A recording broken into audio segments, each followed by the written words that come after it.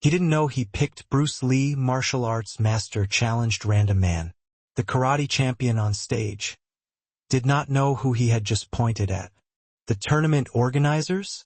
They did not know. The 3 judges sitting behind the scoring table did not know. The 300 spectators filling the ballroom of the Sheraton Park Hotel in Washington, D.C. did not know. Only 4 people in that entire hall knew who the little man in the 3rd row was. The man who had just been referred to as the little guy. The man who had just been asked to come on stage so that a champion could use him as a demonstration dummy. The man who weighed 135 pounds and looked like a guest who had happened to come in to watch. In the next 11 minutes, the most dominant point fighter in the history of American karate would be humiliated in front of all the people he ever wanted to impress. His undefeated record, his legendary kick, his reputation, everything he had built up over 11 years, would be destroyed by a man he had randomly selected from the audience. A man he had dismissed as small. A man he had assumed knew nothing about fighting. He had picked the wrong man. It happened on the night of March 14, 1964. This is the story that was never meant to be told. Washington, D.C., the Sheraton Park Hotel. Saturday night, the 14th of March, 1964. The grand ballroom had been transformed into a martial arts arena. Folding chairs were arranged in concentric rows around a raised wooden platform. Neon lights hung above them. It smelled of floor wax, sweat, and stale hotel coffee. This was the National Karate Championship.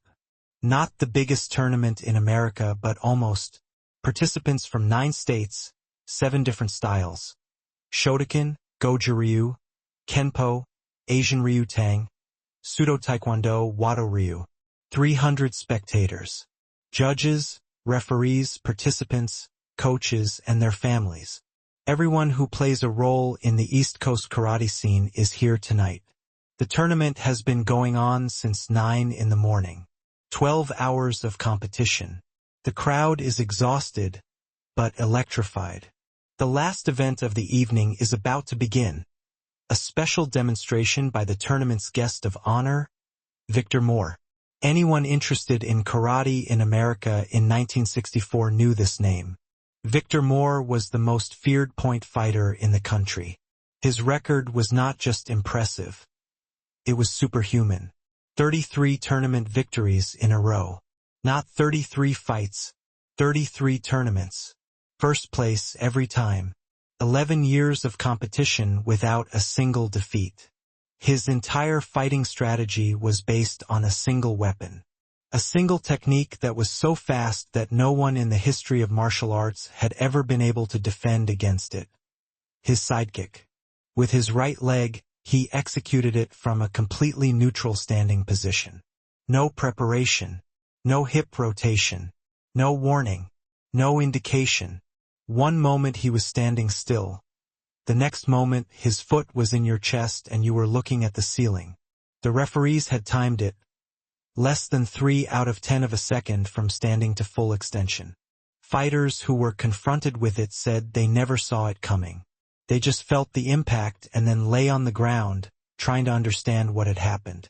Some of them said it felt like being hit by an opening car door. A sudden, flat, massive force that came out of nowhere. Victor Moore was 1.90 m tall.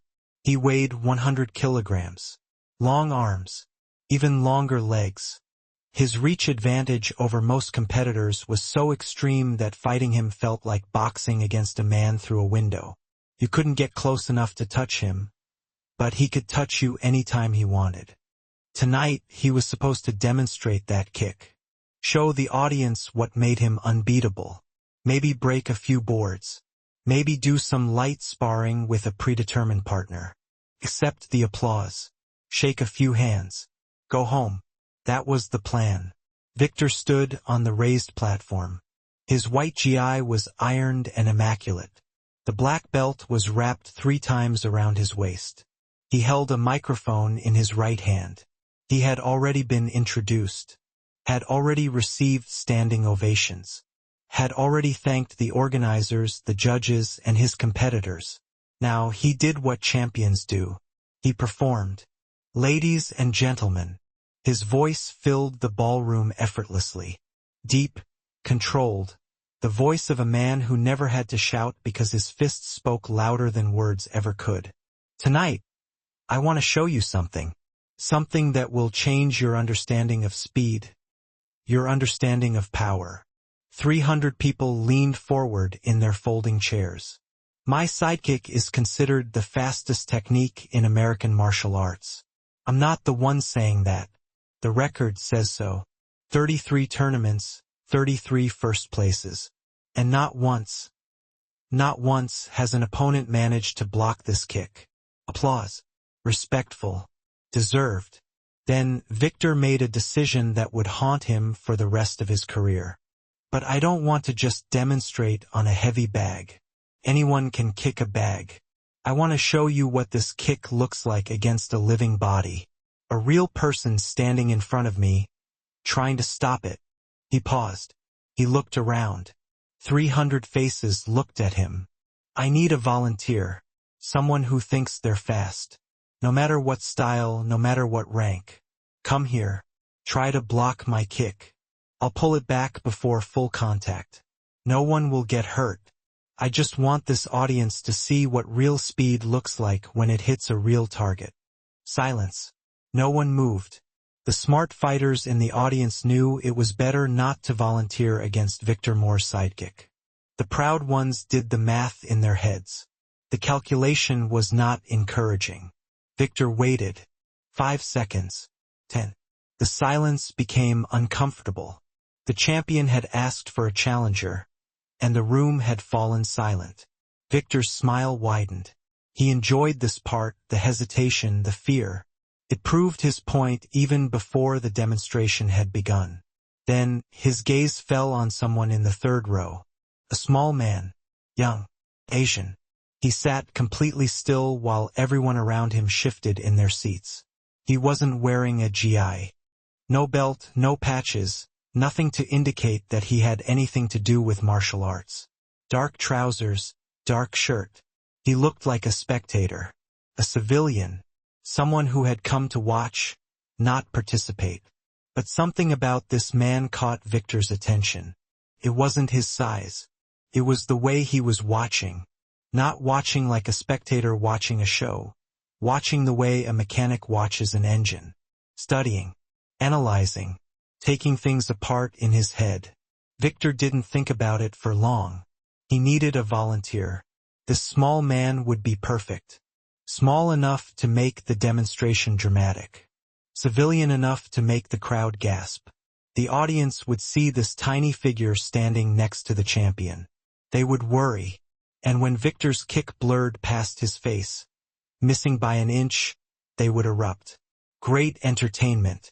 Great showmanship. Victor pointed. You, the small one. Third row. How about it? Want to see the fastest kick in America? Up close. A few people laughed. Victor was smiling. This was part of the show. The small man in the third row didn't laugh. He looked at Victor Moore, looked at the finger pointing at him, looked at the platform, the judges, the audience, the situation. Then he said one word. Sure. He said it the way someone agrees to pass the salt. No excitement. No hesitation. No emotion at all. The man sitting next to him, a compact Filipino martial artist named Dan Inosanto, grabbed his arm, squeezed, leaned in close. Bruce, don't. Bruce Lee looked at his friend. His expression didn't change. He gently removed Dan's hand from his arm. He asked, Bruce said quietly. It would be rude not to answer. Dan Inosanto closed his eyes. He knew what was coming. Not for Bruce, for Victor Moore. Bruce Lee stood up from his folding chair and began walking toward the platform. He moved through the rows of seats the way water moves through rocks. Smooth, unhurried. People shifted their knees to let him pass without really looking at him. He was just a small man walking to the stage. A volunteer for a demonstration. Nobody special. In 1964, Bruce Lee was a ghost in America. No magazine covers, no movie roles, no television appearances. He was 23 years old. He ran a small martial arts school in Oakland, California, teaching a Southern Chinese fighting system called Wing Chun to a handful of students. He had been born in San Francisco, raised in Hong Kong, and returned to America at 18 with 100, a few sets of clothes, and a knowledge of combat that no one on this continent fully understood. He had been invited to this tournament not as a competitor, not as a guest of honor, but as a favor. Ed Parker, the Hawaiian-born martial artist who organized many of the West Coast's biggest events, had seen Bruce give a small demonstration at a gathering in Los Angeles a few months earlier. What Ed Parker saw that day had kept him awake for 3 nights. He had immediately called everyone he knew in the martial arts world and said the same thing.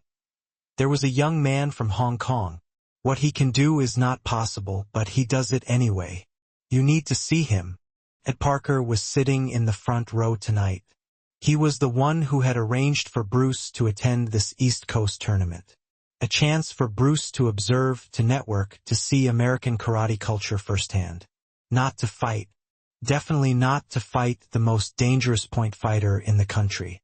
When Ed Parker saw Victor Moore point at Bruce Lee, his stomach dropped. He leaned over to the man sitting next to him. His voice was barely audible. "Oh no." The man next to him frowned. "What? That's Bruce Lee." "Who's Bruce Lee?" Ed Parker paused. He didn't know how to answer that question quickly. He didn't know how to compress what he had seen in Los Angeles into a sentence. So he said the only thing that felt accurate. Victor just made the worst mistake of his life. Bruce reached the platform, climbed the 3 wooden steps, walked to the center, and, for the first time, Victor Moore and Bruce Lee were standing face to face. The contrast was almost cartoonish. Victor towered over Bruce. 6'3" against 5'7". 220 pounds against 135. Victor's GI was white and pressed. His black belt heavy with rank. Bruce was wearing street clothes. Dark pants, dark fitted shirt. No belt, no rank, no patches, no school name. Nothing. He looked like a waiter who had walked onto the wrong stage. Victor held out his hand. Bruce shook it. Victor noticed 2 things. First, Bruce's handshake was unusually strong for a man of his size. Not crushing, but firm, like grasping a piece of warm iron. Second, Bruce's forearms were disproportionately thick and muscular. The forearms of a man who did something very specific with his hands for many hours every day. Victor paid no attention to either observation. Grip strength did not block sidekicks. Forearms did not close 18 centimeters height differences. "What's your name, my friend?" "Bruce Lee." Nothing. The name meant nothing to him. Victor had never heard it before. In the karate world he dominated, he would have had no reason to hear it. "Do you practice martial arts?" "Yes." "What style?" "Chinese martial arts." Victor nodded. He had an opinion about Chinese martial arts in the American karate community of 1964. Kung Fu was considered decorative. Nice to look at. Completely impractical. Lots of animal stances and silk pajamas and movements that looked impressive in demonstrations but collapsed the moment someone threw a real punch with real speed and real intent. Victor turned to the audience. Microphone up. "Folks, we have a brave volunteer, Bruce Lee. He practices Chinese martial arts. Let's give him a round of applause for his courage." Polite clapping. The audience felt sorry for the little man. They assumed he didn't know what he was getting himself into. They assumed he was going to have a very unpleasant experience with the fastest kick in American karate. Victor turned back to Bruce. Lowered his voice, man to man, in private. "Listen, I'll hold back. I won't hit you. You just have to stand there and try to react. Try to block or dodge the kick. Just do what your training tells you to do. Okay?" Bruce nodded. "Don't worry," Victor added. "It'll be over quickly." Bruce Lee looked up at the man who was 18 centimeters taller than him. 75 pounds heavier, 33 tournament undefeated. the fastest kick that no one had ever blocked. "Yes," said Bruce. "It will be." Something in Bruce's voice made Victor pause just for a moment. A fleeting impression he couldn't quite place. Not necessarily confidence. Victor had confidence. What he heard in Bruce's voice was something else. Quieter. Deeper. It was certainty. Victor shook it off. Stepped back. Assumed his fighting stance. "I'm ready when you are," said Bruce. He was still standing in the middle of the platform.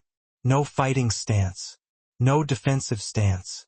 Hands at his sides. Feet shoulder-width apart. Completely relaxed. Completely open. He looked like a man waiting for the bus. 300 people in the ballroom held their breath. The judges leaned forward. Ed Parker, in the front row, pressed his palms together. Danny Inosanto, in the third row, couldn't look. He covered his eyes with one hand, then spread his fingers because he couldn't look away either. Moore, the 33-time undefeated champion, fastest kick in American martial arts, 1.90 m tall, 100 kilograms of trained, tested, proven karate excellence, shifted his weight, took a breath, and launched his legendary sidekick at the small Chinese man who looked like a guest. What happened next took less than a second, but it would take the rest of this story to explain it. The ballroom was buzzing with life. 300 people were chatting at once. Arguments broke out between the rows. Karateka shook their heads, trying to reconcile what they had just seen with everything they had been taught.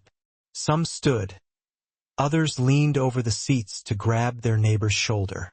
The energy in the room had shifted from conversation to something completely different. Something electrifying. Something dangerous. The kind of energy that fills a room when a fundamental belief has been challenged and no one knows what to believe anymore. On stage, Victor Moore and Bruce Lee still stood a meter apart. Victor's chest was still heaving with effort, not physical effort, emotional effort. The effort of having to rearrange his self-image in front of 300 witnesses. Bruce stood motionless, patient. He gave Victor space to process what had just happened. There was no triumph on Bruce's face, no satisfaction, no showmanship. He looked like a doctor who had just made a diagnosis. Calm, professional, aware that it takes time to process the information he had just given. Ed Parker stood up from the front row. He sensed the moment, understood what was happening in that room. 300 martial artists had just had their worldview shaken, and such shocks could go two ways. They could lead to curiosity, or they could lead to anger. Ed Parker had to steer this room toward curiosity. He walked to the stage, took the microphone from Victor's hand. Victor let it go without resistance. He was done with his performance for tonight. "Ladies and gentlemen," Ed Parker's voice was warm and authoritative. The voice of a man who had spent 20 years building bridges between martial arts communities. "What you have just seen is extraordinary. For those who don't know, this gentleman is Bruce Lee. He is a martial arts instructor from Oakland, California. He teaches Wing Chun Kung Fu and a personal system he developed called Jeet Kune Do." Murmurs rippled through the audience. Most had never heard any of these terms before. "Mr. Lee, would you be willing to tell this audience more about it? Perhaps you could explain what we just saw, or demonstrate some of the principles behind your approach." Bruce looked out into the audience. 300 faces looked back at him. Some were curious. Some were skeptical. Some were hostile. He could feel the rejection in the room. These were karateka, dedicated practitioners who had spent years, decades, mastering their art. And a small man in street clothes had just suggested that their art had limitations. It was a bitter pill to swallow. Bruce understood that. He himself had swallowed similar pills years ago in Hong Kong, when his own assumptions had been shattered by experience. "I'd be happy to," said Bruce. Ed Parker handed him the microphone. And for the next 20 minutes, Bruce Lee gave an impromptu lecture and demonstration that would be talked about in martial arts circles for the next 6 decades. He began simply, respectfully. He understood his audience. He did not want to insult karate. He did not want to devalue their training. He wanted to show them something they had never seen before and let them draw their own conclusions. What you have just seen, Bruce began, in a clear, deliberate voice that echoed effortlessly through the ballroom, was not magic. It was not superior talent. It was not luck. It was physics. Simple physics applied to the human body in a way that most traditional martial arts do not teach. He paused to let it sink in. Mr. Moore has an excellent sidekick. Truly excellent. Fast, powerful, technically perfect. But his kick has a flaw. Not a flaw in the execution, a flaw in the setup. Every traditional martial arts kick, karate, taekwondo, kung fu, every single one begins with a preparation. A lunge, a weight shift, a turn. These preparations are a tiny fraction of a second, but they are visible. They are readable. And if you can read the preparation, you know the technique before it comes. The karateka in the audience shifted uneasily. Bruce was describing something they all knew instinctively but had never put into words. The telegraph. Every technique had one. It was accepted as inevitable, a law of physics. You had to prepare before you kicked. You had to shift before you struck. That's how the human body worked. Bruce continued, in the system I am developing, which I call Jeet Kune Do, the way of the intercepting fist, we eliminate the telegraph. We don't take a swing. We don't prepare. We strike wherever we are. Whatever position we are in at any available target. The technique does not begin with preparation. It begins with arrival. He demonstrated it. He stood in his natural position, hands at his sides, and struck straight into the air with his fist. The strike was so fast that several spectators flinched. Even though they were sitting 6 meters away, there was no wind-up, no pulling back of the fist, no rotation of the shoulders. The strike was simply there, and then fully executed, as if someone had cut out the middle of the movement. That's what I mean by intercepting, said Bruce. I don't wait for an attack and then react. I intercept the attack during its preparatory phase. While your body is still preparing to execute a technique, my technique is already on its way. When your kick is in the air, my counterattack has already arrived. That's not speed. That's timing. And timing is a learnable skill. Victor Moore, still standing on the platform, listened with an intensity that changed his face. The arrogance was completely gone. In its place was something raw and open, the expression of a man hearing for the first time an explanation for something he had experienced but could not understand. Bruce turned to him. Mr. Moore, may I show you something? Victor nodded without hesitation. The resistance he had felt before had given way to a hunger for understanding. Try to hit me with a sidekick again, with full force. Don't hold back. Victor assumed his fighting stance. The audience tensed. After what they had just seen, it felt like they were watching someone reach for a hot stove for the second time. As Victor executed another kick against Bruce, Victor struck with full force, with full commitment. His legendary sidekick, the technique with which he had won 33 tournaments. Bruce did not dodge this time. He stepped forward right into the kick. His left hand guided Victor's knuckles, not blocking, redirecting. A gentle, circular motion that used Victor's own momentum to turn his body. At the same time, Bruce's right hand touched Victor's chest. Not a punch, a placement, a mark, a physical note that said, here. This is where I would hit you. This is where it would end. Victor's kick flew past Bruce's left hip. Bruce stood inside Victor's defense, one hand on Victor's chest, completely in control, completely calm. He held the position for 2 seconds so everyone could see. Then he released Victor and stepped back. Did you see what happened? Bruce asked the audience. I didn't block his kick. Defending is a reaction. Reactions are always slower than actions. Instead, I intercepted his kick during his movement. I moved forward, not backward. I entered this space at the moment when his balance was focused on the kick and could no longer be regained. That is the principle of interception. Don't defend yourself. Don't react. Intercept. The audience was silent. They were processing what they had seen. 300 brains were calculating everything they thought they knew about distance, timing, and the basic architecture of combat. Bruce spent the next 15 minutes demonstrating one concept after another. Each one was simple. Each one was revolutionary to an audience trained in traditional martial arts. He demonstrated the center line theory of Wing Chun, the idea that the most efficient path between two fighters is a straight line along the center, and that controlling that line provides a structural advantage regardless of size or strength. He demonstrated Chi Saw, sticky hands.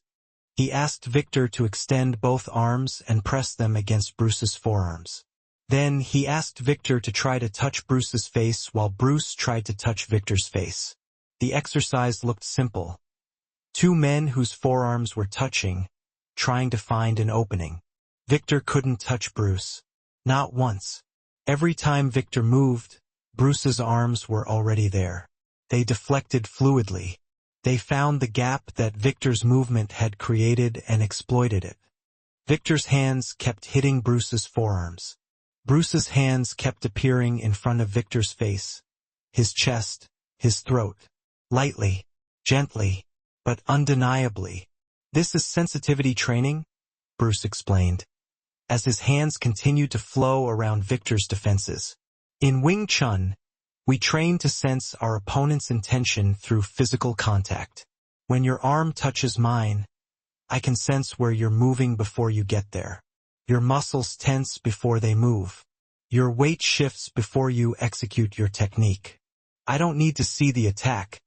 I can feel it coming. Victor's face was an example of cognitive dissonance. He was a champion. His reflexes were top-notch. And this man, smaller, lighter, with half-closed eyes, during the Chi Saw exercise, read him like a book with large print. Bruce demonstrated the 1-inch punch. He placed his fist against Victor's chest, 1 inch between his knuckles and Victor's body. No room for momentum, no room for swing, no room for anything the karate world would recognize as power generation. Get ready, Bruce said. Victor stood firmly on his feet, tensed his core, distributed his weight. He was 220 pounds of trained muscle, ready for impact.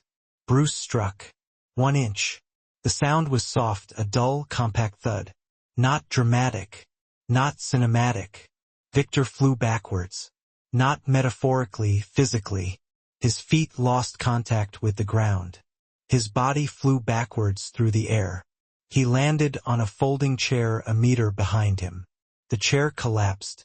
Victor landed on his back on the floor, squinting into the neon lights and trying to comprehend what had just happened to his understanding of physics. The audience exploded. People stood up. They shouted. They pointed fingers. Some laughed. Not at Victor, but at the sheer impossibility of what they had just seen. A 2.5 centimeters long blow had sent a 100-kilogram man flying through the air. The laws of physics, as they understood them, had just made an exception. Bruce helped Victor to his feet. Victor grinned, not the arrogant grin from earlier. A different grin. The grin of a man who had just discovered that the world was bigger than he thought. That there were rooms in the house he had not yet entered. That even if you are the best in one system, you are still a long way from seeing what other systems can do. How? Asked Victor, brushing the dust off his GI. 1 inch. How is that possible? It's not about the centimeter, said Bruce. It's about the body behind the centimeter. The power doesn't come from my fist. Comes from my entire physique. Every joint, every muscle, every tendon is aligned in a single direction in a single moment. The fist is just the last link in the chain. The chain starts at the ground. Bruce addressed the audience one last time. His voice had changed. It sounded warmer now, less clinical, more personal. I want to make one thing clear. I'm not here to disparage karate. Karate is a beautiful art, a disciplined art. Mr. Moore is an exceptional martial artist. His dedication, his technique, his competitive successes. These are achievements that deserve deep respect. He paused, looked around the room, sought eye contact with as many people as possible. But if you want to grow, if you want to develop, if you want to discover what you are truly capable of, you must be willing to look beyond the limits of your style. Every martial art has its strengths. Every martial art has its limitations. The question is not, which style is the best? The question is, are you willing to recognize your own limitations? Are you brave enough to admit that your system does not have all the answers? Because the moment you admit that, the moment you open yourself up to learning, you become dangerous. Not because of what you know, but because of what you are willing to discover. The applause that followed was not polite. It was not the applause of an audience appreciating a performance. It was the sound of 300 people whose minds had been forcibly opened. Some of them would close those minds again by morning. They would return to their dojos, to their routines, their katas, and they would convince themselves that what they had seen was a trick, an illusion, a one-time anomaly. But some of them would never close their minds again. Some of them would lie awake tonight, replaying what they had seen over and over, feeling the cracks in their worldview widen into a doorway. And some of them would walk through that doorway, and their martial arts would never be the same again. Ed Parker reached for the microphone. Ladies and gentlemen, Bruce Lee.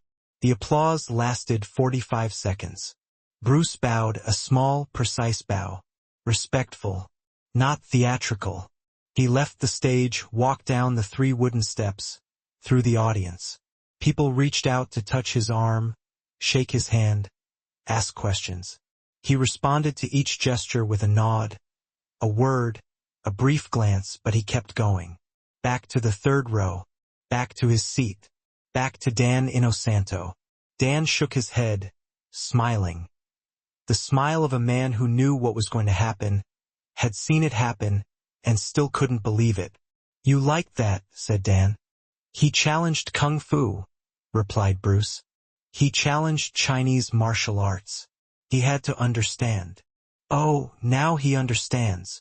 We'll see, said Bruce, and something in his voice suggested that the story was not over yet.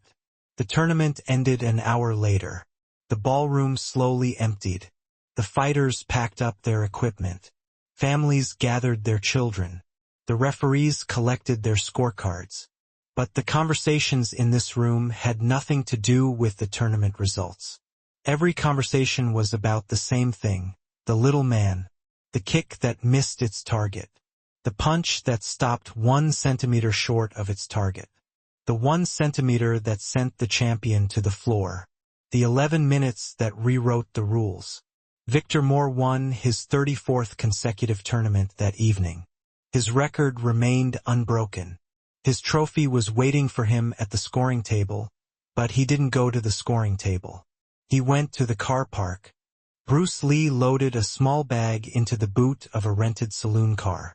Dan Inosanto sat in the passenger seat and waited. The engine was running. The night air was cool for March. The car park was half empty. Victor approached. He was still wearing his GI. He was still wearing his black belt. He didn't have his trophy with him. He had left it on the judge's table. He had left many things on that table tonight. Mr. Lee. Bruce turned around. He saw Victor. He waited. I owe you an apology. I picked you out of the audience because I thought you were small. Because I thought you were a nobody. Because I wanted to use you to make myself look impressive. Bruce said nothing. He let Victor speak. For 11 years, I believed I was the best. 34 tournaments. I thought that meant something. I thought it meant I understood fighting. I didn't. I understand karate. I understand tournaments. I understand points and rules and referees. But tonight you showed me something that knows no rules, no points, no referees. Something real. Victor paused. The car park was silent. Somewhere in the hotel, someone was stacking folding chairs.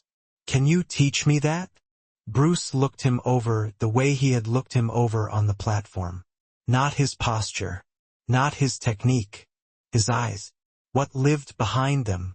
What had changed? "You don't need a new teacher," Bruce said. "You need a new question." "What question?" "For 11 years. You've been asking, how do I win?" That's the wrong question.